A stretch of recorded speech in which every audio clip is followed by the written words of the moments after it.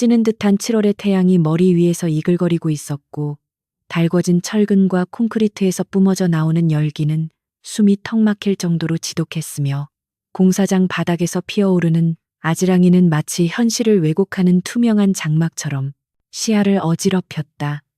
한서진은 땀으로 흥건하게 젖은 작업복 소매로 이마를 훔쳐내며 40kg이 넘는 시멘트 포대를 어깨에 고쳐맸는데 거친 캔버스 천이 살갗을 파고드는 고통이 느껴졌지만 그녀는 묵묵히 비계를 밟고 올라갔다 한때 대한민국 최고의 명문대 수석 졸업생이자 천재 건축가로 불리며 화려한 스포트라이트를 받던 그녀가 이제는 일당 15만 원을 받기 위해 먼지 구덩이 속에서 몸을 굴려야 하는 신세로 전락했다는 사실을 이곳에 누구도 알지 못했다.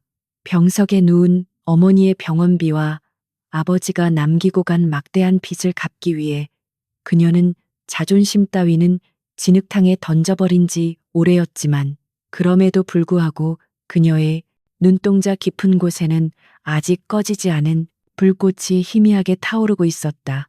현장 한 구석에서는 관리소장 김 씨가 인부들을 모아놓고 핏대를 세우며 고함을 지르고 있었는데 그의 손에는 구겨진 도면이 들려 있었고 입에서는 육두문자가 쉴 새 없이 튀어나오고 있었다.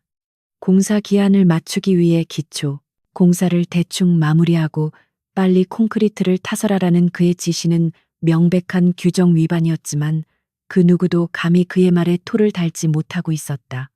서진은 잠시 일손을 멈추고 김 소장이 가리키는 지점을 유심히 바라보았는데 기둥과 보가 만나는 접합부의 철근 백은 간격이 설계도면과 확연히 다르다는 것을 단번에 알아차렸다. 만약 저 상태로 콘크리트를 붓는다면 건물의 하중을 견디지 못하고 붕괴, 사고로 이어질 것이 뻔했고 그것은 수많은 사람들의 목숨을 담보로 하는 위험천만한 도박이나 다름없었다. 그녀의 머릿속에서 경고음이 울렸고 건축가로서의 양심이 꿈틀거리기 시작했다.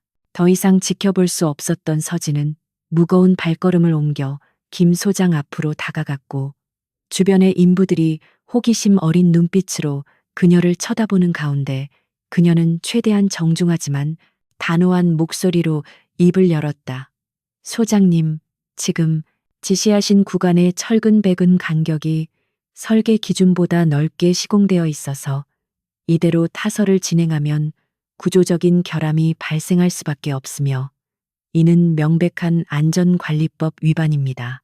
서진의 말이 끝나기도 전에 김 소장의 얼굴이 불그락푸르락해지더니 비웃음 섞인 코웃음을 쳤고 주변의 인부들 사이에서도 킥킥거리는 소리가 들려왔다. 어디서 굴러먹던 계집애가 감히 현장 책임자한테 훈수를 두느냐며 김 소장은 들고 있던 도면으로 서진의 안전모를 툭툭 치며 모욕적인 언사를 퍼부었다. 그는 그녀를 그저 힘쓰는 일이나 하는 무식한 잡부 취급을 하며 당장 눈앞에서 꺼지라고 소리쳤지만 서진은 물러서지 않고 그를 똑바로 응시했다. 그녀가 다시 한번 입을 열어 전문 용어를 사용하며 구체적인 하중 계산 수치까지 언급하려던 찰나 갑자기 현장 입구 쪽이 소란스러워지더니 검은색 고급 세단 몇 대가 흙먼지를 일으키며 들어와 멈춰섰다. 차문이 열리고 경호원들의 호의를 받으며 내린 사람은 다름 아닌 미르건설의 후계자이자 신임 대표이사인 강태무였는데 그의 등장만으로도 공사장의 어수선한 분위기는 순식간에 얼어붙은 듯 조용해졌다. 완벽하게 재단된 슈트를 입고 먼지 하나 없는 구두를 신은 그는 마치 다른 세상에서 온 사람처럼 이질적인 존재감을 뿜어내고 있었고 날카로운 턱선과 차가운 눈매는 주변을 압도하는 카리스마를 발산했다. 강태무는 예정에 없던 불시 시차를 나온 것이 분명했고 김 소장은 사색이 되어 허둥지둥 그에게 달려가 90도로 허리를 굽혔다. 강태무는 김 소장의 인사는 거들떠보지도 않은 채 방금 전까지 김 소장과 대치하고 있던 서진에게 시선을 고정했고 천천히 그녀에게 다가갔다. 그는 흑투성이가 된 그녀의 작업복과 대비되는 맑고 강단 있는 눈빛을 흥미롭다는 듯 바라보며 방금 당신이 말한 구조적 결함에 대해 다시 한번 설명해 보라고 지시했다. 김 소장은 당황하여 그녀는 아무것도 모르는 일용직일 뿐이라며 말을 막으려 했지만 강태무의 서늘한 눈빛 한 번에 입을 다물 수밖에 없었다. 서진은 잠시 호흡을 가다듬은 뒤 조금의 망설임도 없이 현장의 문제점을 조목조목 지적하기 시작했다. 그녀는 도면의 맹점과 시공상의 오류, 그리고 그것이 초래할 최악의 시나리오까지 논리정연하게 설명했고, 그녀의 입에서 나오는 전문적인 식견은 듣는 이들의 혀를 내두르게 만들었다. 수행원들조차 놀란 표정으로 서로를 쳐다보았고, 강태무의 입가에는 미세한 미소가 번졌다. 설명을 모두 들은 강태무는 뒤따라온 비서에게 즉시 해당 구간의 공사를 중지시키고 정밀 안전 진단을 실시할 것을 명령함과 동시에 부실 공사를 주도하고 안전 수칙을 무시한 김 소장을 그 자리에서 해고 조치했다. 김 소장은 억울하다며 발버둥 쳤지만 건장한 경호원들에 의해 끌려나갔고, 현장에 있던 모든 사람들은 숨을 죽인 채 그 광경을 지켜보았다. 강태무는 서진에게 다가와 잠시 이야기를 나누고 싶다며 자신의 차로 그녀를 안내했고, 그녀는 얼떨떨한 기분으로 그를 따라 최고급 세단의 뒷좌석에 올라탔다. 차 안은 외부의 소음과 열기가 완벽하게 차단되어 있었고, 은은한 가죽 냄새와 시원한 공기가 그녀를 감쌌다. 긴장한 채 앉아있는 그녀에게 강태무는 건조하지만 힘있는 목소리로 그녀의 본명을 불렀다. 한서진 씨, 당신이 왜 이런 곳에 있는지 궁금하지 않습니까? 서진은 자신의 이름을 알고 있는 그를 경계하며 몸을 굳혔지만 강태무는 개의치 않고 말을 이어갔다. 그는 이미 그녀의 과거와 그녀가 억울하게 누명을 쓰고 업계에서 매장당했다는 사실을 모두 파악하고 있었다. 그는 서진에게 자신이 미르그룹 내부의 부패한 세력을 청산하고 새로운 체제를 구축하려는데 당신과 같은 인재가 필요하다고 제안했다. 특히 그녀를 나락으로 떨어뜨린 장본인이자 현재 미르그룹의 핵심 임원인 최민호 전무를 무너뜨리기 위해서는 그녀가 가진 지식과 복수심이 절실하다고 덧붙였다. 강태무는 그녀에게 잃어버린 명예를 되찾아주고 어머니를 최고의 병원에서 치료받게 해주겠다는 조건을 제시하며 자신의 손을 잡으라고 말했다. 그것은 단순한 고용 계약이 아니라 거대 권력에 맞서 싸우기 위한 피맺힌 동맹의 제안이었다. 잠시 침묵이 흘렀고 서진의 머릿속에는 지난 3년간 겪었던 수모와 고통의 시간들이 주마등처럼 스쳐 지나갔다. 가진 것이 없다는 이유로 짓밟혔던 기억과 진실을 외쳐도 아무도 들어주지 않았던 절망적인 순간들이 그녀의 가슴을 후벼 팠다.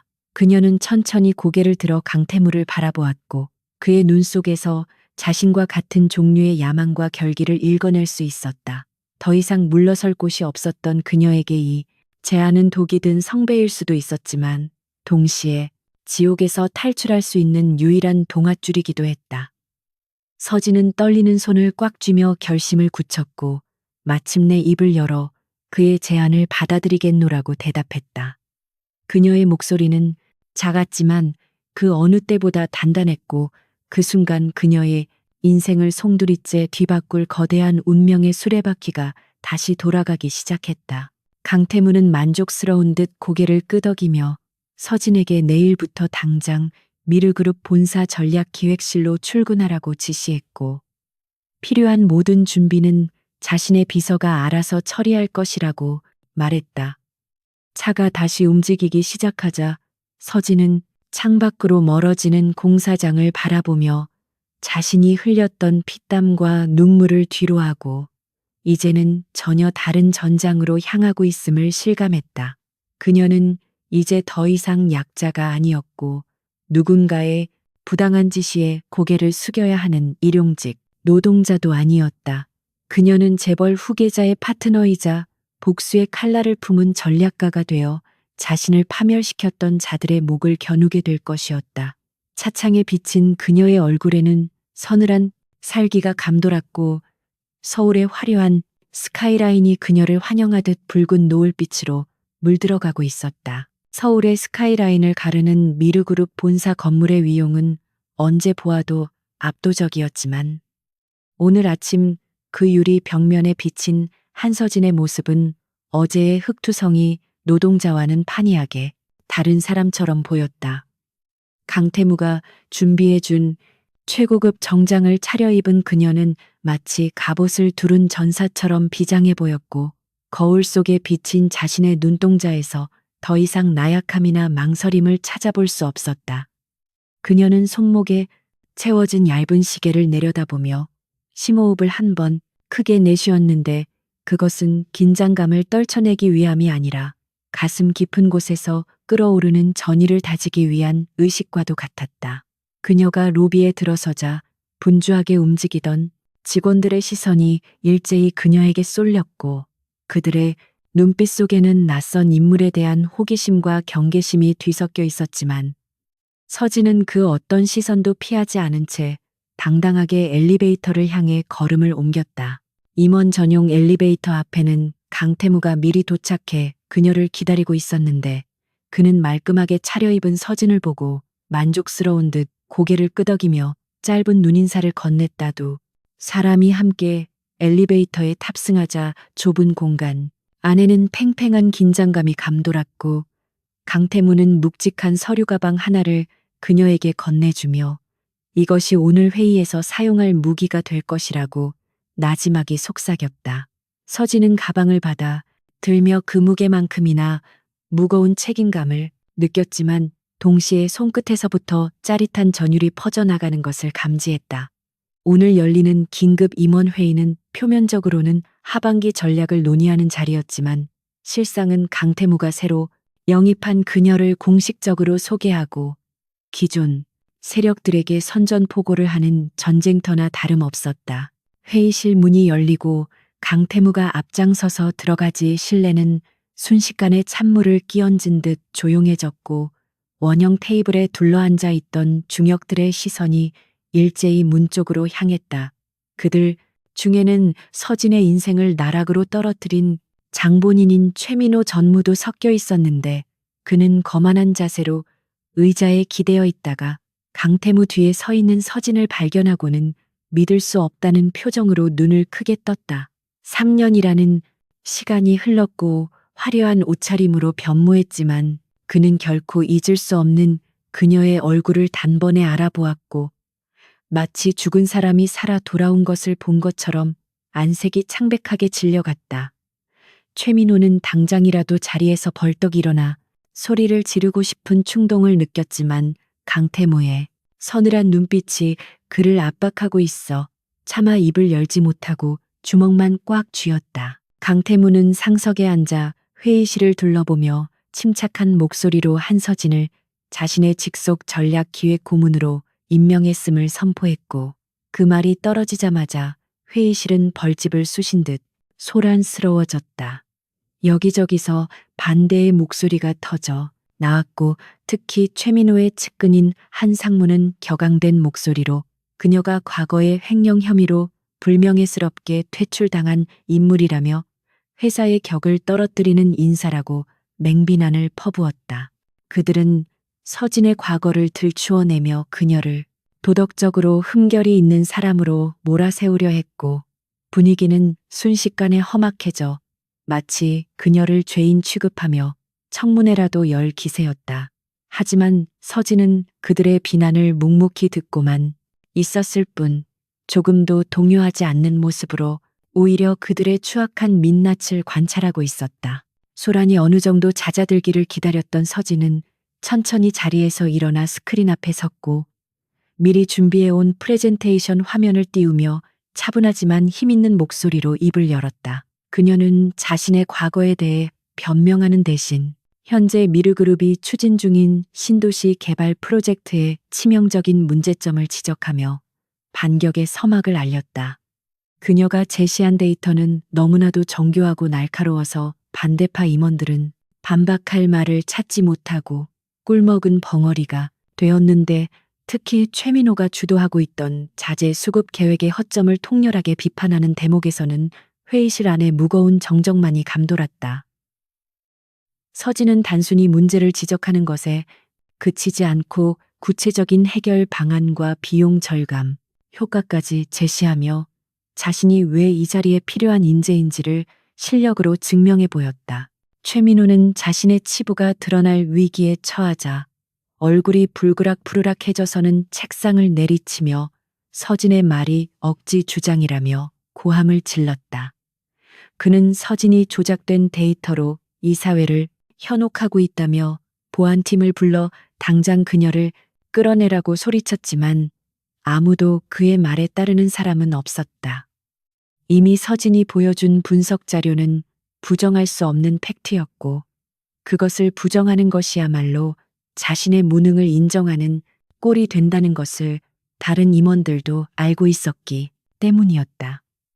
서진은 흥분한 최민호를 차가운 눈빛으로 내려다보며 오히려 침착하게 그가 누락시킨 환경, 영향평가 보고서의 존재를 언급하며 그를 궁지로 몰아넣었다. 그녀의 말 한마디 한마디는 비수처럼 날아와 최민호의 심장에 꽂혔고 그는 식은땀을 흘리며 말을 더듬기 시작했다. 상황이 정리되자 강태무는 입가에 희미한 미소를 띠며 자리에서 일어났고 좌중을 압도하는 카리스마로 이번 프로젝트의 전권을 한서진 고문에게 위임한다고 선언했다. 그는 만약 그녀의 결정에 불복하거나 협조하지 않는 사람이 있다면 그것은 곧 자신에 대한 도전으로 간주하겠다며 한계를 박았고 그 말은 곧 최민호와 그 일당들에 대한 엄중한 경고였다.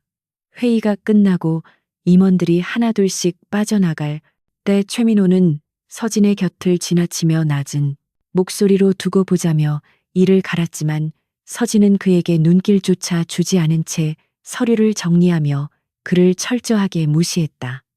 그것은 말로 하는 싸움보다 훨씬 더 잔인하고 모욕적인 처사였으며 최민호에게 씻을 수 없는 굴욕감을 안겨주었다. 서진은 배정받은 자신의 집무실로 들어와 통유리 너머로 펼쳐진 서울 시내를 내려다보며 비로소 긴장이 풀리는 것을 느꼈고 다리가 후들거려 잠시 소파에 주저앉았다. 방금 전까지 전쟁터와 같았던 회의실에서의 공방전이 머릿속을 스쳐 지나갔고 자신이 정말로 거대 기업의 중심부에 들어와 있다는 사실이 실감나기 시작했다. 그녀는 책상 위에 놓인 자신의 명패를 손끝으로 쓸어보며 묘한 감정에 휩싸였는데 그것은 잃어버렸던 이름을 되찾은 기쁨과 동시에 앞으로 펼쳐질 험난한 가시밭길에 대한 두려움이었다. 하지만 그녀는 곧바로 마음을 다잡으며 책상 서랍 깊숙한 곳에서 낡은 수첩 하나를 꺼냈는데 그곳에는 지난 3년간 그녀가 틈틈이 모아온 최민호와 그 일당들의 비리 정황들이 빼곡하게 적혀 있었다. 그날 오후 강태무는 서진의 사무실을 찾아와 첫 번째 승리를 축하하며 최고급 위스키 한 잔을 건넸고 두 사람은 마주 앉아 앞으로의 계획에 대해 심도 있는 대화를 나누었다.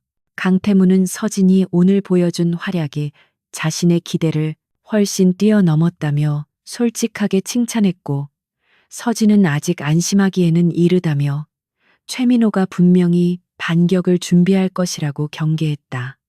두 사람 사이에는 동지애를 넘어선 묘한 신뢰감이 싹트기 시작했고 그들은 서로가 서로에게 없어서는 안 될 존재임을 본능적으로 깨닫고 있었다. 강태무는 서진의 눈을 바라보며 자신은 절대 배신하지 않는 사람만 곁에 둔다고 말했고 서진 역시 그에게 충성을 맹세하는 대신 반드시 승리를 가져다 주겠다고 약속했다. 어둠이 내린 미르그룹 본사 건물 밖에서는 화려한 네온 사인이 반짝이고 있었지만 최민호의 집무실만은 불이 꺼지지 않은 채 음산한 기운을 내뿜고 있었다. 그는 반쯤 비어버린 술병을 움켜쥐고 충혈된 눈으로 창밖을 노려보며 치욕스러웠던 오늘 아침의 기억을 되씹고 있었다. 그는 어딘가로 전화를 걸어 은밀한 목소리로 지시를 내렸는데 그것은 한서진의 뒤를 캐내어 약점을 잡고 그녀를 다시 한번 사회적으로 매장시키기 위한 비열한 음모의 시작이었다. 전화기 너머의 상대방은 거액의 착수금을 요구했고 최민호는 돈은 얼마든지 줄 테니 확실하게 처리하라며 악마의 거래를 승낙했다. 폭풍 전야의 고요함 속에서 두 세력 간의 본격적인 전쟁은 이제 막 시작되고 있었다. 아침 햇살이 서울의 빌딩 숲을 비추기 시작했을 때 미르그룹 본사의 분위기는 마치 폭풍우가 몰아치기 직전에 바다처럼 위태롭고 술렁이고 있었는데 직원들의 스마트폰 화면에는 자극적인 제목의 기사들이 쉴 새 없이 팝업으로 뜨고 있었기 때문이었다. 한때 뇌물수수 혐의로 건축계에서 퇴출당했던 천재 건축가가 재벌 3세의 뒷배를 이용해 화려하게 복귀했다는 내용의 찌라시성 기사들이 인터넷 포털 사이트의 메인 화면을 장악하고 있었다. 익명으로 작성된 그 기사들은 교묘하게 사실과 거짓을 뒤섞어 한서진을 탐욕스럽고 부도덕한 여성으로 묘사하고 있었으며 댓글창에는 입에 담기 힘든 인신 공격성 악플들이 실시간으로 달리고 있었다. 출근하는 직원들은 삼삼오오 모여 수군거리며 곁눈질로 로비 입구를 주시했고 그들의 눈빛에는 호기심보다는 경멸과 의심이 가득 차 있었다. 그 시각 지하 주차장에 도착한 서진은 차 안에서 핸들을 꽉 잡은 채 가쁘게 숨을 몰아쉬고 있었는데 그녀 역시 이미 그 기사들을 확인한 상태였고 이것이 최민호 전무가 보낸 첫 번째 공격 신호탄이라는 것을 직감하고 있었다. 과거의 악몽이 되살아나는 듯한 공포가 엄습했지만 그녀는 고개를 세차게 저으며 나약한 마음을 떨쳐버렸고 거울을 보며 흐트러진 머리카락을 정돈했다. 지금 여기서 무너지는 모습을 보인다면 그것이야말로 그들이 원하는 바였기에 그녀는 입술을 깨물며 마음을 다잡았다. 차문을 열고 밖으로 나서는 그녀의 구두 굽소리가 지하 주차장의 정막을 깨트리며 울려 퍼졌고 그녀는 마치 전장으로 향하는 장수처럼 비장한 표정으로 엘리베이터 버튼을 눌렀다. 사무실에 들어서자마자 느껴지는 공기는 차갑다 못해 살을 는 듯 했는데 팀원들은 서진이 들어와도 인사는커녕 눈조차 마주치려 하지 않았고 업무 지시를 내리면 못 들은 척하거나 바쁘다는 핑계로 자리를 피하기 일쑤였다. 최민호가 심어놓은 첩자들은 노골적으로 업무 협조를 거부하며 중요 데이터를 숨기거나 고의로 누락시키는 등 조직적인 따돌림을 자행하고 있었다. 서진은 자신의 책상 위에 산더미처럼 쌓여있는 결제 서류들 사이에서 교묘하게 조작된 수치들을 발견하고 헛웃음을 지을 수밖에 없었다. 그들은 그녀를 투명인간 취급하며 고립시키려 했지만 서진은 동요하지 않고 묵묵히 자신의 할 일을 해나갔으며 오히려 그들의 태업을 꼼꼼하게 기록해 두었다. 오전 11시 최민호 전무가 서진을 자신의 방으로 호출했는데 그는 가식적인 미소를 띠며 걱정스러운 척 그녀를 맞이했고 언론 보도 때문에 마음고생이 심하겠다며 위로하는 신혈했다. 그는 서진에게 회사의 신뢰를 회복하기 위해 중요한 프로젝트를 하나 맡아달라고 제안했는데 그것은 바로 그룹의 사활이 걸린 신소재 물류 센터 건설의 자재 구매 총괄 업무였다. 겉보기에는 그녀에게 힘을 간대 실어주는 듯한 파격적인 인사였지만 서진은 그 이면에 숨겨진 치명적인 독을 단번에 감지할 수 있었다. 그 자리는 막대한 자금이 오가는 곳으로 만약 비리 사고가 터진다면 모든 책임을 뒤집어쓰고 감옥에 가야 하는 위험천만한 자리였기 때문이었다. 최민호가 건넨 서류처를 받아든 서진은 그 자리에서 내용을 훑어보았는데 예상대로 납품업체 리스트에는 최민호의 차명회사로 의심되는 페이퍼 컴퍼니들이 다수 포함되어 있었다. 그는 서진이 이 계약서에 서명하는 순간 그녀를 횡령 및 배임 혐의로 고발할 완벽한 시나리오를 짜놓고 있었던 것이 분명했다. 서진은 태연한 척 연기를 하며 감사히 맡겠다고 대답했고 최민호의 눈동자가 탐욕스럽게 번들거리는 것을 놓치지 않았다. 방을 나온 서진은 복도 끝 화장실로 들어가 찬물로 세수를 하며 거칠게 뛰는 심장을 진정시켰다. 이것은 명백한 함정이었지만 역으로 이용한다면 최민호의 숨통을 끊어놓을 결정적인 증거를 확보할 수 있는 기회이기도 했다. 점심시간이 지나고 강태무가 비밀리에 서진을 호출했는데 그는 이미 언론 플레이와 최민호의 계략을 모두 보고받고 분노를 감추지 못하고 있었다. 그는 당장 법무팀을 동원해 해당 언론사를 고소하고 최민호의 직무를 정지시키겠다며 길길이 날뛰었지만 서진은 차분하게 그를 말렸다. 지금 섣불리 움직이면 최민호는 꼬리를 자르고 도망칠 것이며 언론은 재벌의 갑질이라며 더욱 공격할 것이 뻔했기에 그녀는 더 큰 그림을 그려야 한다고 설득했다. 서진은 강태무에게 자신이 미끼가 되어 함정 깊숙이 들어갈 테니 당신은 뒤에서 안전망을 확보해달라고 부탁했다. 서진의 계획은 대담하고 위험천만했는데 그녀는 최민호가 지정한 유령 업체들과의 계약을 진행하는 척하면서 자금의 흐름을 추적해 실제 주인이 누구인지 밝혀내려 했다. 강태무는 그녀의 안위를 걱정하며 반대했지만 서진의 눈빛이 너무나도 확고했기에 결국 그녀를 믿고 지원하기로 결정했다. 두 사람은 늦은 밤까지 머리를 맞대고 작전을 짰는데 사무실의 불빛만이 어두운 서울의 밤을 외롭게 밝히고 있었다. 강태무는 일에 몰두한 서진의 옆모습을 바라보며 연민과 존경심 그리고 알 수 없는 끌림을 느꼈다.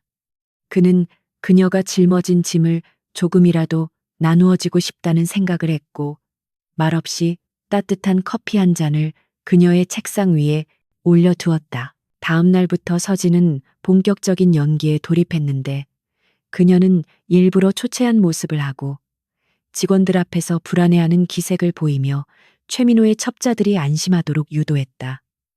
그녀는 유령 업체의 대표라는 자들을 만나 접대를 받는 척하며 대화를 녹음했고 그들이 무심코 뱉은 말들 속에서 최민호와의 연결고리를 찾아내기 위해 신경을 곤두세웠다.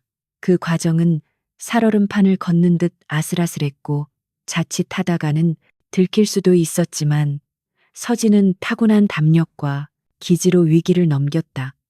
특히 룸살롱에서 이루어진 비밀 회동에서 그녀는 술에 취한 척하며 업체 사장이 최 전무님 몫은 따로 챙겨두었다는 결정적인 발언을 이끌어내는 데 성공했다. 한편 회사 내부에서는 서진이 업체들로부터 뒷돈을 받고 있다는 헛소문이 돌기 시작했는데 이는 최민호가 서진을 완전히 매장시키기 위해 퍼뜨린 역정보였다. 직원들은 수군거리며 그녀를 손가락질했고 심지어 그녀의 책상에는 쓰레기가 놓여 있거나 협박성 메모가 붙어 있기도 했다. 서진은 모멸감을 느꼈지만 이 모든 것이 계획의 일부라고 스스로를 위로하며 꾹 참아냈다. 강태무는 그런 그녀가 안쓰러워 견딜 수가 없었지만 섣불리 개입했다가는 공든 탑이 무너질 수 있었기에 멀리서 지켜보며 주먹만 움켜쥐어야 했다. 그는 대신 보안팀장을 은밀히 불러 서진의 주변을 24시간 밀착 경호하도록 지시했다. 드디어 계약 체결 당일이 되었고 대회의실에는 최민호를 비롯한 주요 임원들과 업체 관계자들이 모여 있었는데 긴장감이 감도는 가운데 서진이 계약서를 들고 나타났다. 최민호는 회심의 미소를 지으며 그녀가 도장을 찍기만을 기다리고 있었고 그의 눈에는 승리감에 도취된 광기가 서려 있었다. 서진은 떨리는 손으로 도장을 꺼내 들었고 잠시 망설이는 듯한 연기를 펼치며 주위를 둘러보았다. 모두가 숨을 죽이고 그녀의 손끝을 주시하는 순간 서진은 쾅하는 소리와 함께 계약서에 도장을 찍었고 최민호는 속으로 쾌재를 불렀다. 이제 그녀는 빼도 박도 못하는 범죄자가 되었고 자신은 막대한 비자금을 챙기게 될 것이라고 확신했다. 계약식이 끝나고 모두가 축배를 드는 분위기 속에서 서진은 조용히 회의실을 빠져나왔고 비상구 계단에서 기다리고 있던 강태무와 마주쳤다. 그녀의 표정은 방금 전까지의 불안한 모습과는 달리 차갑게 가라앉아 있었고 손에는 초소형 카메라가 들려 있었다. 그녀는 강태무에게 방금 찍은 계약서 원본의 사본과 녹음 파일이 담긴 USB를 건네주며 희미하게 웃어 보였다. 사실 그녀가 찍은 도장은 특수 제작된 잉크를 사용한 것으로 시간이 지나면 흔적도 없이 사라지는 가짜 도장이었고 진짜 원본 계약서는 이미 바꿔치기한 상태였다. 최민호는 자신이 파놓은 함정에 스스로 걸어 들어간 꼴이 되었지만 아직 그 사실을 꿈에도 모르고 있었다. 그날 밤 서진과 강태무는 강태무의 개인 펜트하우스에서 확보한 증거물들을 분석했는데 화면 속에 비친 최민호와 업자들의 추악한 거래 장면은 너무나도 명백했다. 자금 추적 결과 빼돌린 공사비가 최민호의 차명 계좌를 거쳐 정계 로비 자금으로 흘러들어간 정황까지 포착되었고 이는 단순히 횡령을 넘어선 거대 게이트로 비화될 수 있는 폭발력을 가지고 있었다.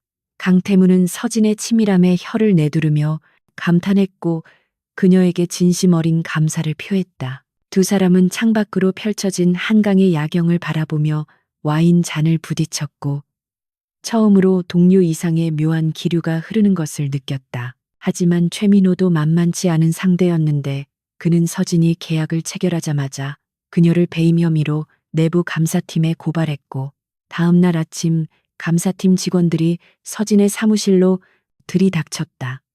그들은 서진의 컴퓨터와 서류들을 압수, 수색하며 범죄자 취급을 했고 직원들은 겁에 질려 웅성거렸다.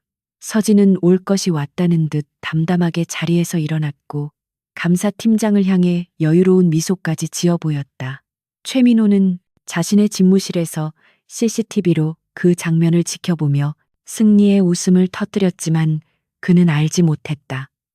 지금 압수당하고 있는 컴퓨터 하드디스크는 이미 서진이 미리 준비해둔 가짜였으며 그 안에는 최민호에게 역풍을 불러올 트로이 목마, 바이러스가 심어져 있다는 사실을 말이다. 억수같이 쏟아지는 빗줄기가 검은색 세단의 차창을 사정없이 때리고 있었고 와이퍼가 부지런히 움직였지만 앞이 제대로 보이지 않을 만큼 시야는 흐릿했는데 강태무는 핸들을 꽉 쥔 채 거칠게 차를 몰아 경기도 외곽의 한적한 국도를 달리고 있었다. 조수석에 앉은 한서진은 무릎 위에 놓인 태블릿 PC의 지도를 확인하며 긴장된 목소리로 길을 안내하고 있었는데 그들이 향하고 있는 곳은 서류상으로는 존재하지만 실제로는 공사가 중단된 채 방치된 유령 건설 현장이었다.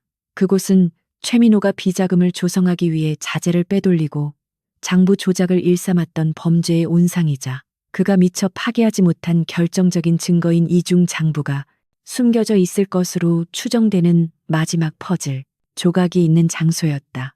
한참을 달려 도착한 현장은 칠흑 같은 어둠 속에 잠겨 있었고 번개가 칠 때마다 앙상하게 드러난 철골 구조물들이 마치 거대한 괴물의 뼈대처럼 흉물스러운 모습을 드러냈다.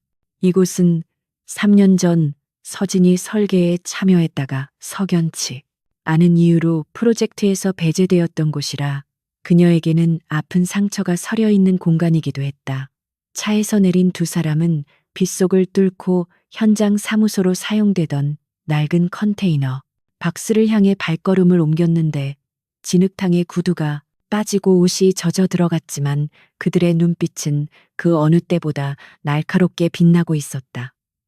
강태무는 손전등을 비추며 앞장섰고 서진은 그 뒤를 따르며 주변을 경계했는데 빗소리에 묻혀 들려오는 음산한 바람 소리가 등골을 오싹하게 만들었다. 녹슨 자물쇠를 부수고 들어간 컨테이너 내부는 먼지와 곰팡이 냄새로 가득 차 있었고 바닥에는 찢어진 도면들과 쓰레기들이 널브러져 있어 을씨년스러운 분위기를 자아냈다. 서진은 기억을 더듬어 벽면 뒤쪽에 숨겨져 있을 비밀 금고의 위치를 찾아내려 애썼는데 최민호는 의심이 많은 성격이라 중요한 장부는 반드시 자신이 관리하는 공간의 가장 은밀한 곳에 숨겨두는 습관이 있었다.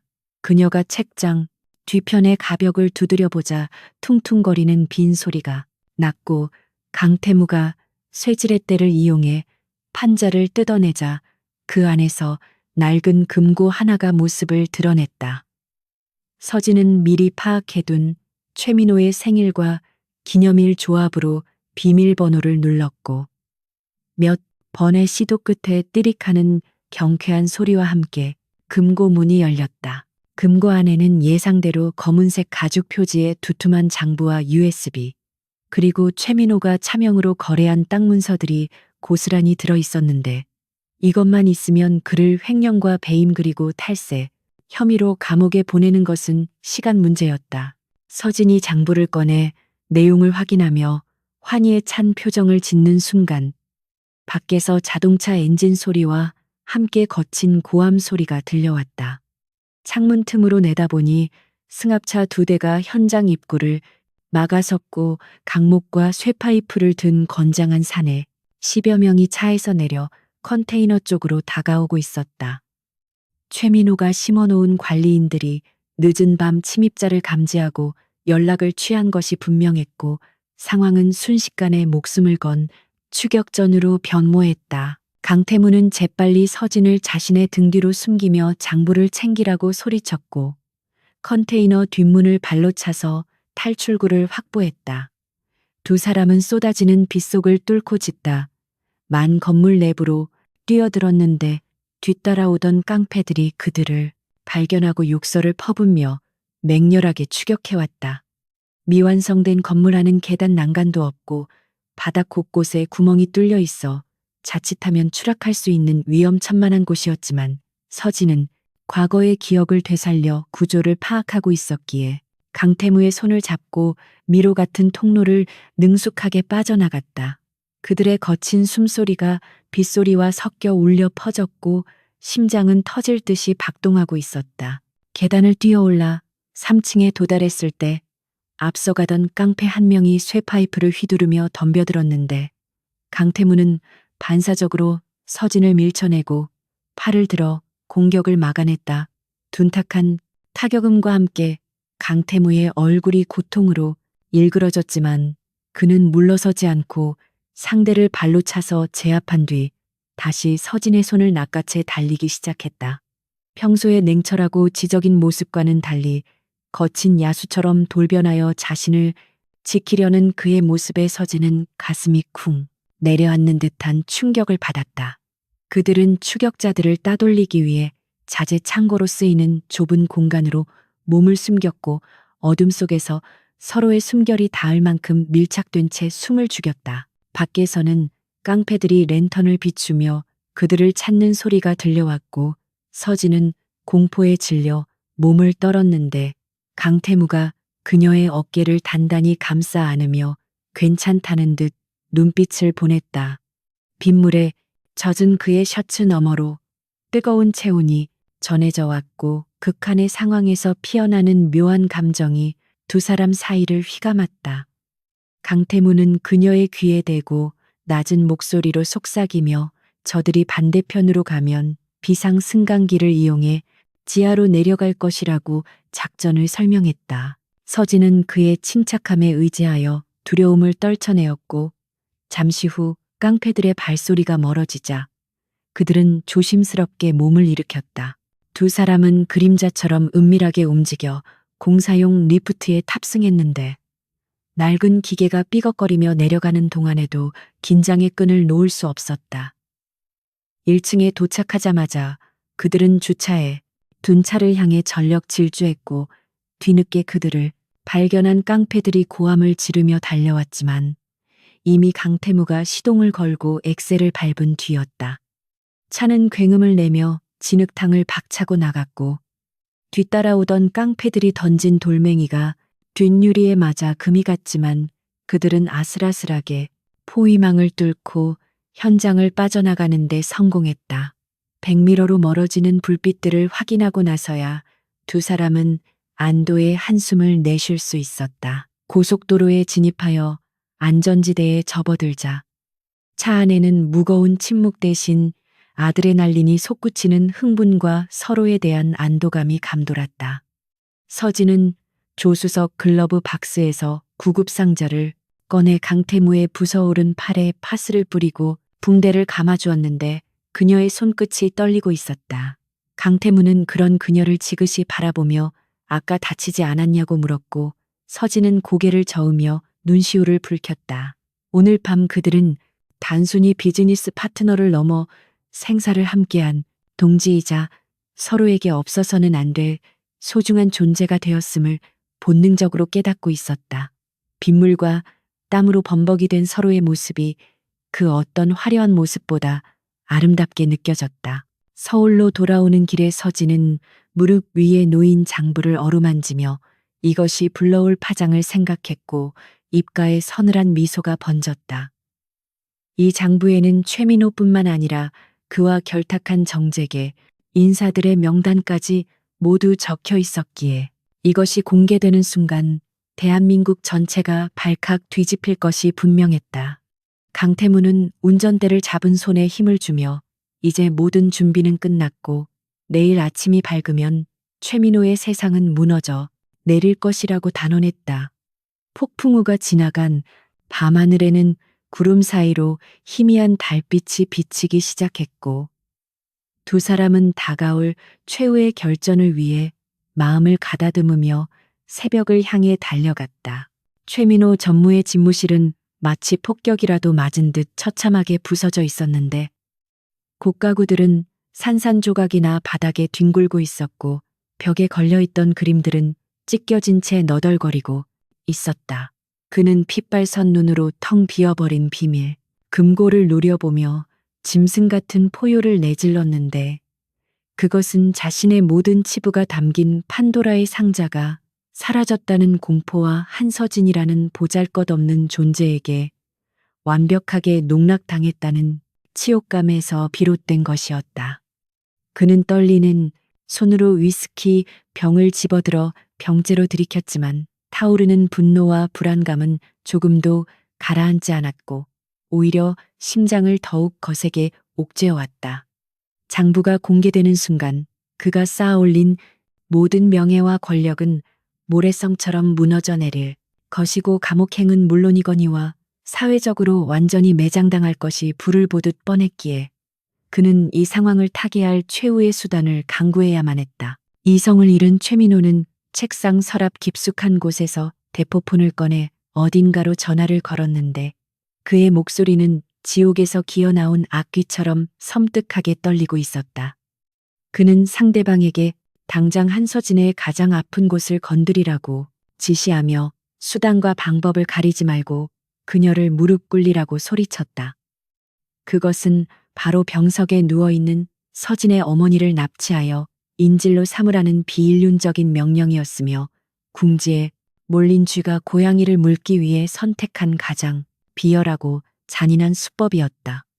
그는 전화를 끊고 난 뒤 비릿한 미소를 지으며 중얼거렸는데 자신이 파멸한다면 혼자 죽지는 않을 것이며 한서진 또한 지옥 불구덩이로 함께 끌고 들어가겠다는 광기 어린 집착이 그의 눈동자에서 이글거리고 있었다. 한편 안전가옥으로 자리를 옮긴 서진과 강태무는 밤새 확보한 장부를 분석하며 최민호와 결탁한 정재계 인사들의 연결고리를 파헤치고 있었는데 그 명단에는 상상을 초월하는 거물급 인사들이 다수 포함되어 있었다. 서진은 떨리는 손으로 페이지를 넘기며 이 방대한 비리 사실을 어떻게 세상에 폭로해야 가장 효과적일지 고민하고 있었고 강태무는 법무팀을 소집하여 법적 대응을 준비하고 있었다. 그때 서진의 휴대전화가 울렸고 발신자 표시, 제안으로 뜬 화면을 본 순간 그녀는 본능적으로 불길한 예감에 사로잡혔다.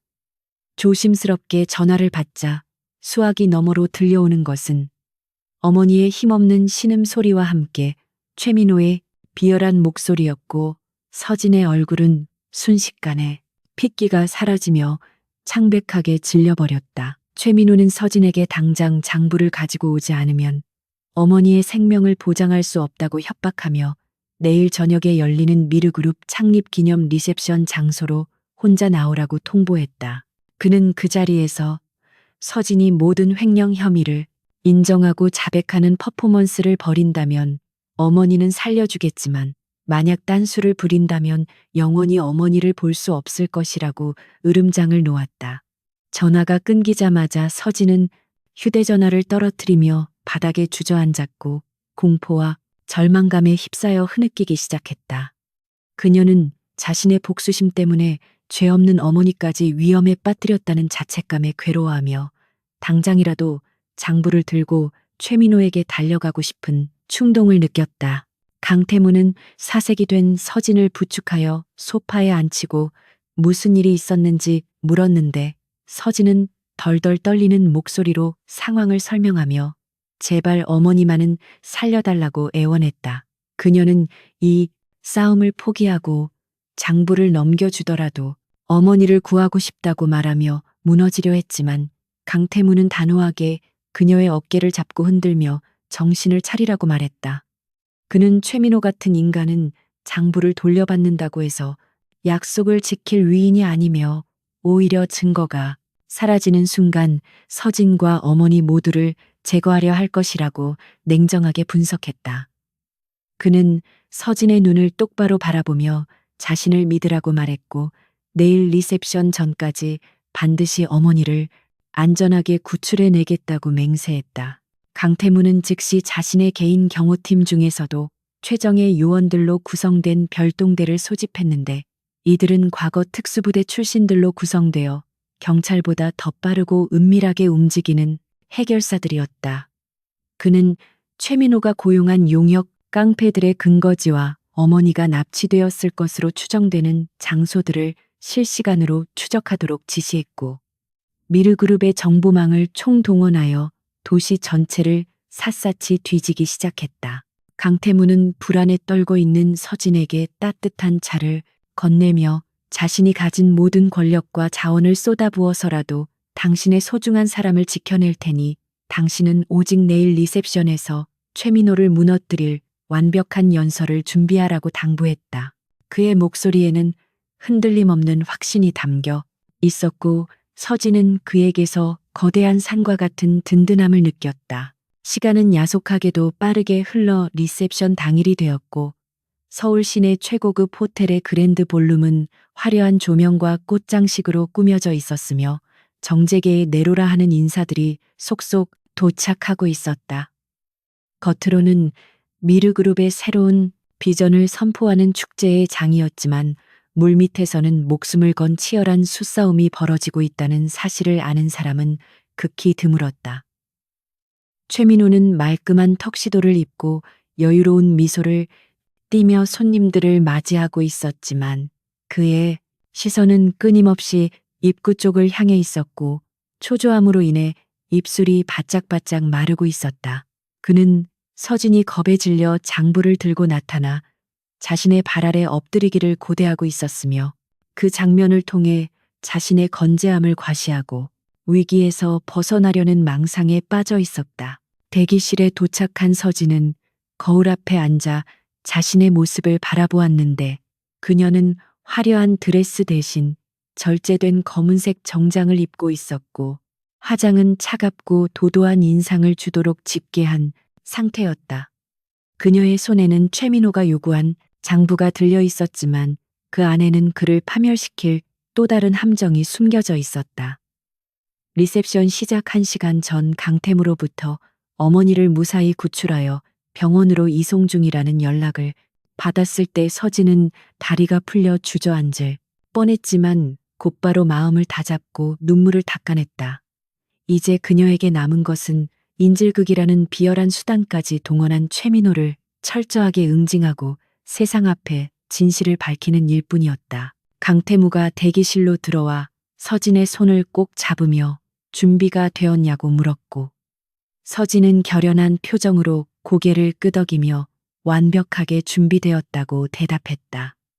두 사람은 서로의 눈을 바라보며 말하지 않아도 통하는 깊은 신뢰와 애정을 확인했고 이제 곧 시작될 전쟁터로 함께 걸어나갈 준비를 마쳤다.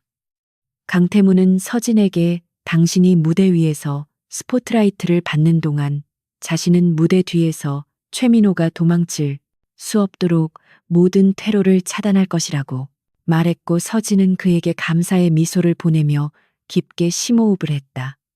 그녀의 심장은 전투를 앞둔 전사의 북소리처럼 쿵쿵거렸지만 더 이상 두려움은 없었다.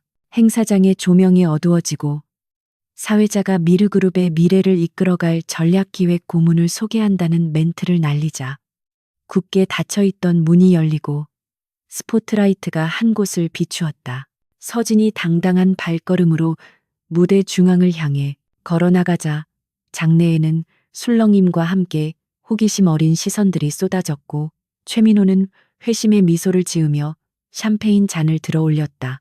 그는 서진이 마이크를 잡고 자신의 죄를 고백하며 무너져 내릴 것이라고 확신하고 있었기에 그 순간을 즐기려는 듯 오만한 태도를 취했다. 하지만 단상에 선 서진의 눈빛은 패배자의 것이 아니라 심판자의 그것처럼 서늘하게 빛나고 있었고 그녀는 객석에 앉아 있는 최민호를 정면으로 응시하며 천천히 마이크를 잡았다. 서진은 준비해 온 원고를 펼치지 않고 청중들을 둘러보며 침착한 목소리로 연설을 시작했는데 그녀는 오늘 이 자리가 단순히 회사의 비전을 발표하는 자리가 아니라 미르그룹의 썩은 환부를 도려내고 새롭게 태어나는 역사적인 순간이 될 것이라고 선언했다. 그녀의 도발적인 발언의 장내는 순식간에 찬물을 끼얹은 듯 조용해졌고 최민호의 표정은 당황스러움으로 일그러지기 시작했다. 서진은 스크린을 가리키며 자신이 준비한 첫 번째 슬라이드를 띄웠는데 그곳에는 신도시 개발 계획도가 아닌 최민호가 빼돌린 자금의 흐름도가 적나라하게 표시되어 있었다. 사람들은 웅성거리기 시작했고 카메라 플래시가 미친 듯이 터지며 현장은 아수라장으로 변해갔다. 최민호는 비명을 지르며 자리에서 벌떡 일어났고 보안 요원들에게 당장 방송을 끄고 저 여자를 끌어내리라고 고래고래 소리를 질렀지만 아무도 움직이지 않았다.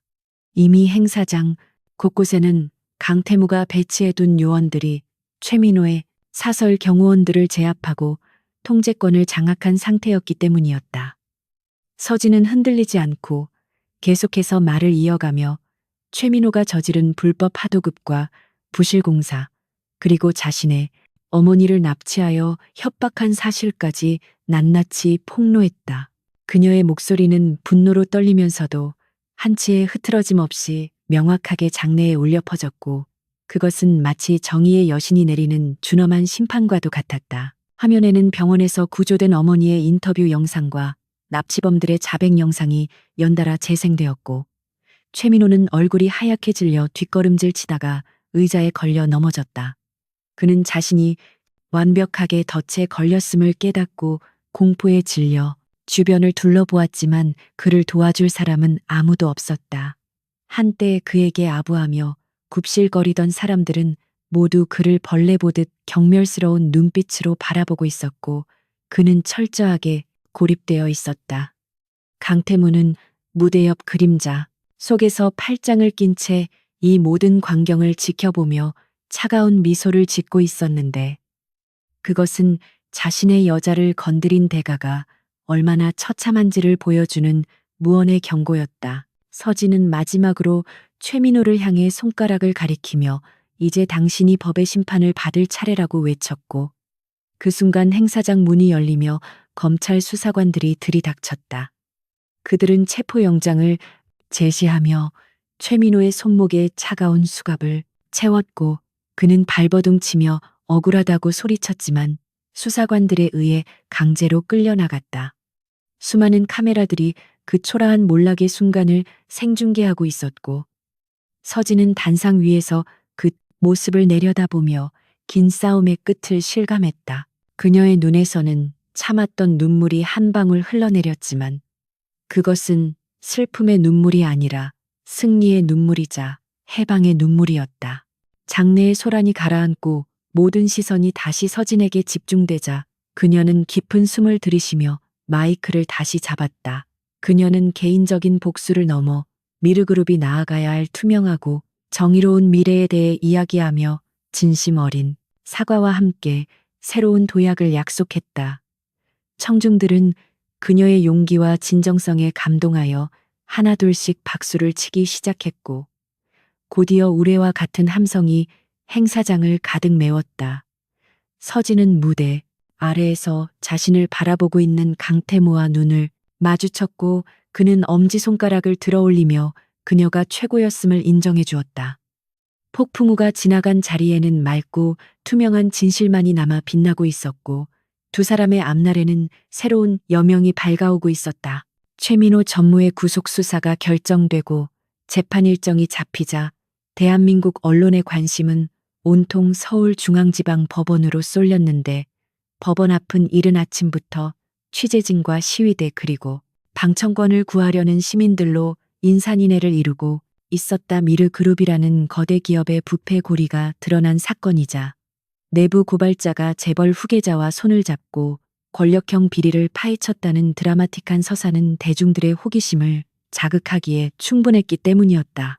한서진은 강태무가 마련해준 방탄경호 차량에서 내려 쏟아지는 플래시 세례를 받으며 법원 계단을 올랐는데 그녀의 표정은 그 어느 때보다 차분하고 당당했다. 그녀는 오늘 증인석에 앉아 지난 3년간 자신을 괴롭혔던 억울한 누명을 벗고 정의가 살아있음을 증명하기 위해 전장으로 나가는 장수와 같은 마음가짐으로 법정 문을 열었다. 법정 내부는 숨 막힐 듯한 긴장감이 감돌고 있었고 피고인석에 앉은 최민호는 며칠 사이에 10년은 늙어버린 듯 수척한 모습이었지만 눈빛만은 여전히 도끼를 품고 서진을 노려보고 있었다. 그는 국내 최고의 로펌에서 구성한 초우와 변호인단을 대동하고 있었는데 그들은 법의 허점을 파고들어 무죄를 주장하거나 형량을 최소화하기 위한 온갖 치졸한 전략을 준비하고 있었다. 재판이 시작되자 변호인 측은 서진이 제출한 증거물들이 불법적인 경로로 입수되었으므로 증거 능력이 없다고 주장하며 그녀의 도덕성을 문제 삼아 진술의 신빙성을 떨어뜨리려 했다. 그들은 서진을 향해 공격적인 질문을 퍼부으며 그녀가 강태무와의 부적절한 관계를 이용해 개인적인 복수를 하고 있는 것이라는 프레임을 씌우려고 시도했다. 하지만 서진은 변호인단의 파상 공세에도 전혀 흔들리지 않았고 또렷하고 침착한 목소리로 그들의 논리를 하나하나 반박해 나갔는데 그녀는 감정에 호소하는 대신 철저하게 팩트와 숫자로 승부했다. 그녀는 최민호가 작성한 이중 장부의 필적 감정 결과와 자금 추적 내역, 그리고 컨테이너 현장에서 발견된 USB에 담긴 녹취록들을 차례대로 제시하며 변호인들의 입을 막아버렸다. 특히 그녀는 건설 현장의 부실 시공이 단순한 횡령을 넘어 수많은 사람들의 생명을 위협하는 살인 미수 행위임을 건축 전문가로서 강력하게 피력했다. 그녀의 진술은 방청객들의 마음을 움직였고 재판부의 표정 또한 엄숙하게 변해갔으며 최민호의 변호인들은 당황한 기색을 감추지 못하고 서로 귓속말을 주고받으며 웅성거렸다. 재판이 절정으로 치달을 무렵 강태무가 증인으로 채택되어 법정에 들어섰는데 그의 등장은 그 자체만으로도 장내의 분위기를 압도하는 무게감이 있었다. 그는 최민호가 미르그룹 내에서 저지른 조직적인 비리 행위들을 증언하며 자신이 직접 지시하여 수집한 내부 감사 보고서를 결정적인 증거로 제출했다. 강태무는 최민호가 자신의 지위를 이용해 하청업체들을 착취하고 비자금을 조성하여 정관계 로비에 사용한 정황을 낱낱이 폭로하며 재벌 기업의 치부를 스스로 드러내는 용기를 보여주었다. 그의 증언은 서진의 진술에 완벽한 신뢰성을 부여해 주었을 뿐만 아니라 이번 사건이 개인의 일탈이 아닌 구조적인 악임을 명확히 했다. 최민호는 강태무의 증언이 이어지는 동안 얼굴이 흑빛이 되어 고개를 떨구었고 패배를 직감한 듯 손을 떨고 있었다. 최후 변론 시간이 되자 서진은 다시 한번 발언 기회를 얻어 판사석을 향해 깊이 고개를 숙인 뒤 떨리는 목소리로 최후 진술을 시작했다. 그녀는 자신이 겪었던 고통과 억울함보다는 부실한 건물로 인해 발생할 뻔했던 참사를 막을 수 있어 다행이라는 말로 시작하여 돈과 권력보다 사람의 생명이 우선시되는 사회가 되기를 간절히 바란다고 호소했다. 그녀의 진심 어린 눈물은 법정 안에 있던 모든 사람들의 가슴을 울렸고 심지어 냉철하기로 소문난 검사조차 눈시울을 붉히게 만들었다. 반면 최민호는 끝까지 자신의 죄를 뉘우치기는커녕 모든 것이 모함이라며 억울함을 호소하다가 재판장의 제지를 받는 추태를 부려 방청객들의 야유를 샀다. 마침내 선고 공판일이 다가왔고 재판장은 판결문을 낭독하며 피고인 최민호에게 특정 경제범죄 가중처벌 등에 관한 법률 위반 및 납치 감금교사 혐의를 적용하여 징역 20년의 중형을 선고했다. 재판장은 판결문에서 피고인이 자신의 지위를 이용하여 사리 사욕을 채우고 무고한 사람을 파멸시켰으며 반성의 기미조차 보이지 않는 점을 엄중히 꾸짖었다. 법봉 소리가 3번 울려 퍼지는 순간 법정 안에서는 환호성과 박수가 터져 나왔고 서진은 긴장이 풀리며 다리가 풀려 자리에 주저앉을 뻔했지만 강태무가 재빠르게 그녀의 어깨를 감싸 안아주었다. 최민호는 절규하며 교도관들에게 끌려나갔고 그렇게 한 시대를 풍미했던 부패한 권력자는 역사의 뒤안길로 비참하게 사라지게 되었다. 재판이 끝나고 며칠 뒤 미르그룹 본사에서는 임시 주주총회와 이사회가 소집되었는데 이날은 미르그룹이 새롭게 태어나는 날이자 한서진이 화려하게 부활하는 날이기도 했다. 강태무는 주주들 앞에서 최민호 라인을 전원 해임하고 투명 경영을 위한 혁신안을 발표하며 그룹의 체질 개선을 선언했다. 그리고 그 자리에서 그는 한서진을 미르건설의 최연소 디자인 총괄 상무로 임명하는 파격적인 인사를 단행했다. 주주들은 만장일치로 찬성표를 던지며 그녀에게 뜨거운 박수를 보냈고 서진은 단상에 올라 감격스러운 표정으로 임명장을 받아들었다. 이제 그녀는 누군가의 뒤에서 숨어 지내던 그림자가 아니라 대한민국 건설 업계를 이끌어갈 리더로서 당당하게 세상 앞에 서게 된 것이었다. 모든 공식 일정이 끝나고 서진은 병원으로 향했는데 병실 문을 열자 휠체어에 앉아 창밖을 바라보고 있던 어머니가 그녀를 맞이했다. 어머니는 건강을 많이 회복한 모습이었고 뉴스 속보를 통해 딸의 승리 소식을 이미 알고 있는 듯했다. 서진이 다가가 무릎을 꿇고 어머니의 손을 잡자 어머니는 거친 손으로 딸의 얼굴을 쓰다듬으며 고생했다는 말과 함께 하염없이 눈물을 흘렸다. 서진 역시 어머니의 품에 얼굴을 묻고 참았던 울음을 터뜨렸는데 그것은 지난 시간 동안 겪었던 모든 서름과 아픔을 씻어내는 정화의 눈물이었다. 이제 두 모녀에게는 빛 독촉도 억울한 누명도 없는 평화로운 일상만이 기다리고 있었고 그 사실이 무엇보다 서진을 행복하게 했다. 그날 밤 서진은 늦은 시각까지 사무실의 남아짐을 정리하고 있었는데 창밖으로 보이는 서울의 야경은 유난히도 아름답게 반짝이고 있었다. 그때 노크 소리와 함께 강태무가 들어왔는데 그의 손에는 2잔의 샴페인과 작은 케이크가 들려 있었다. 그는 서진의 책상에 케이크를 내려놓으며 정식으로 취임을 축하한다고 말했고 서진은 수줍은 미소로 화답했다. 두 사람은 소파에 마주 앉아 샴페인 잔을 부딪히며 서로를 바라보았는데 이제는 비즈니스 파트너로서의 계약 관계는 모두 끝났지만 그들 사이에는 말로 설명할 수 없는 깊은 유대감과 감정이 흐르고 있었다.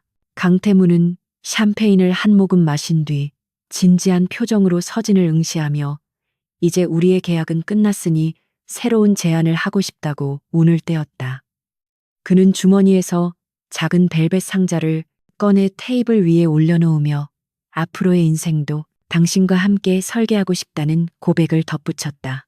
서진은 놀란 눈으로 그를 바라보았고 심장이 걷잡을 수 없이 뛰기 시작했는데 그것은 그녀가 오랫동안 마음속 깊이 숨겨왔던 기대이자 꿈이기도 했다.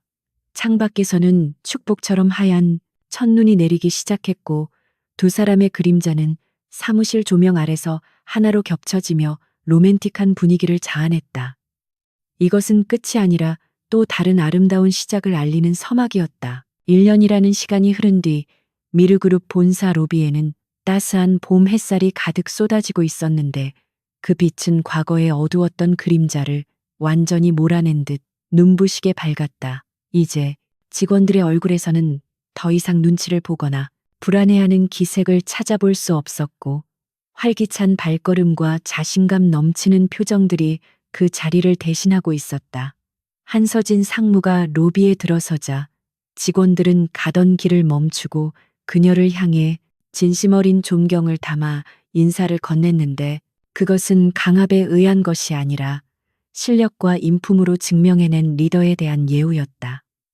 그녀는 부드러운 미소로 화답하며 전용 엘리베이터가 아닌 직원들과 함께 사용하는 일반 엘리베이터에 탑승했다.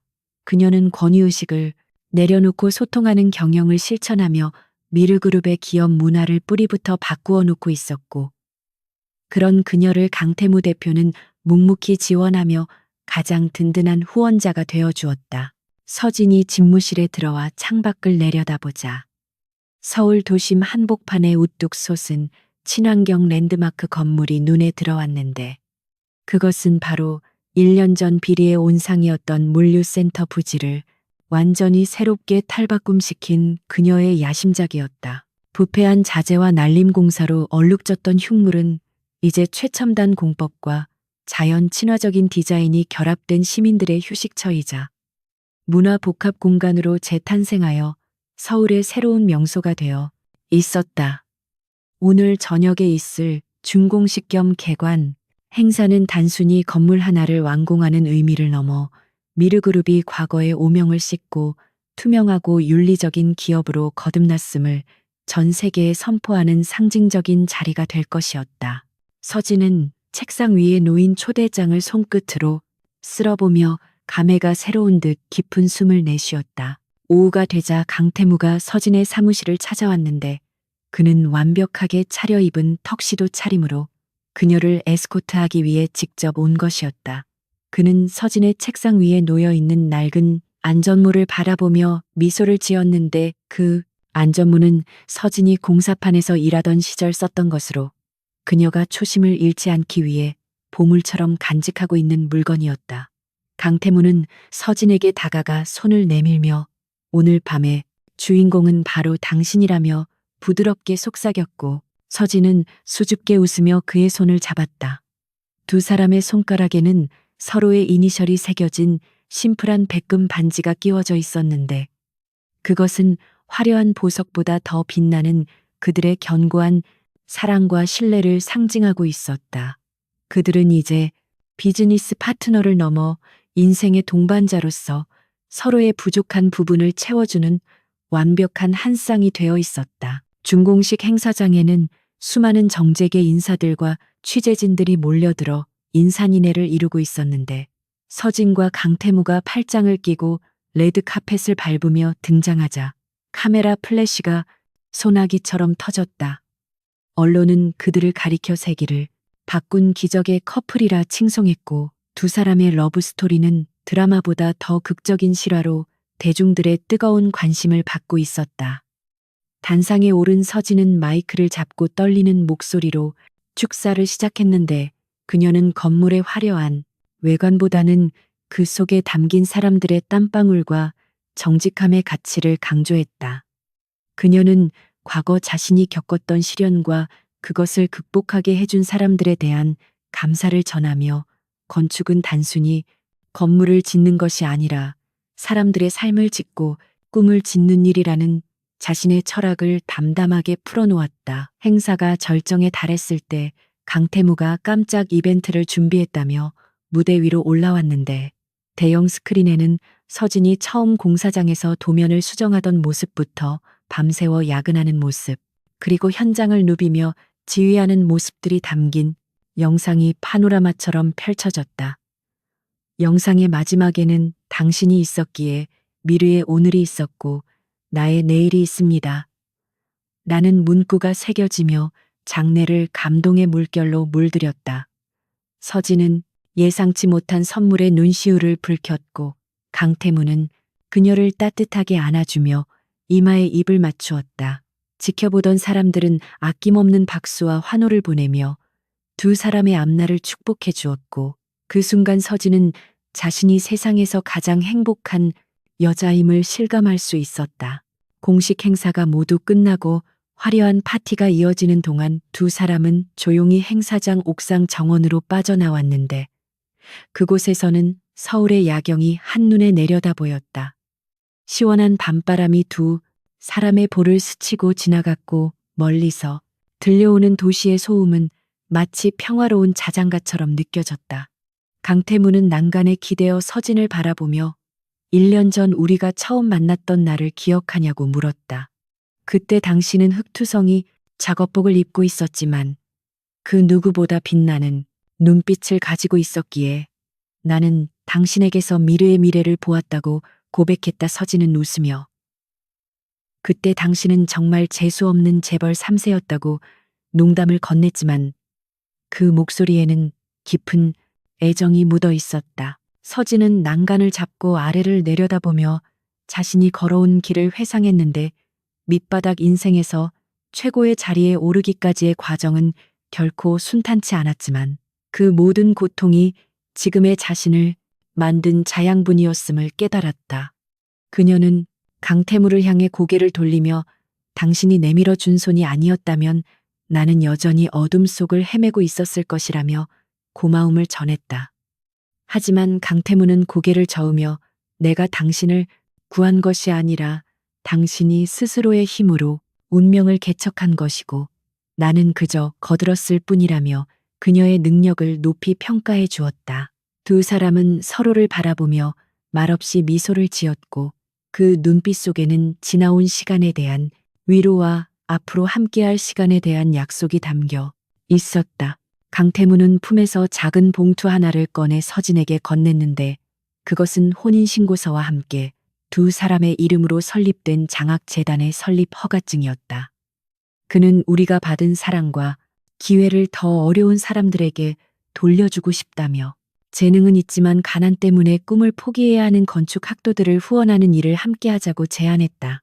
서진은 감격에 겨워 말을 잇지 못하고 고개를 끄덕였는데, 이것이야말로 그녀가 오랫동안 꿈꿔왔던 진정한 성공의 완성이었기 때문이었다. 그녀는 단순히 부와 명예를 누리는 삶이 아니라 누군가에게 희망이 되어주는 삶을 살 수 있다는 사실에 가슴이 벅차 올랐다. 밤하늘에는 수많은 별들이 보석처럼 박혀 있었고, 두 사람은 서로의 허리를 감싸 안으며 그 아름다운 풍경을 감상했다. 서진은 강태무의 어깨에 머리를 기대며 이제 더 이상 무서울 것이 없다고 생각했다. 과거의 그녀는 약자였고 세상의 불공평함에 눈물 흘려야 했지만, 지금의 그녀는 자신의 운명을 스스로 개척하고 사랑하는 사람과 함께 세상을 변화시키는 주체가 되었다. 판은 뒤집혔고 그 새로운 판 위에서 그녀는 당당한 여왕으로서 자신의 궁년에 가라나고 아미 왕국을 다스리게 될 것이었다. 강태무는 서진의 손을 더욱 꽉 잡으며 영원히 당신의 곁에서 당신의 꿈을 지키는 기사가 되겠다고 맹세했다. 두 사람의 그림자가 하나로 겹쳐지며 옥상 정원을 길게 드리웠고, 멀리서 들려오는 축포 소리가 그들의 새로운 출발을 축하해 주는 듯했다. 서진은 밤하늘을 향해 환한 미소를 지어 보였는데, 그것은 지난날의 아픔을 모두 털어버린 해방의 미소이자 찬란한 미래를 향한 희망의 미소였다. 약자였던 그녀가 재벌의 손을 잡고 판을 뒤집었다는 이야기는 이제 전설이 되어 사람들의 입에서 입으로 전해질 것이지만, 그들의 진짜 이야기는 이제부터가 시작이었다. 사랑과 신뢰, 그리고 정의라는 견고한 토대 위에 세워진 그들의 성은 어떤 비바람에도 흔들리지 않을 것이며, 두 사람은 그 안에서 영원히 행복하게 살아갈 것이다. 서울의 밤은 깊어갔지만 두 사람의 앞날을 비추는 별빛은 그 어느 때보다 밝게 빛나고 있었다.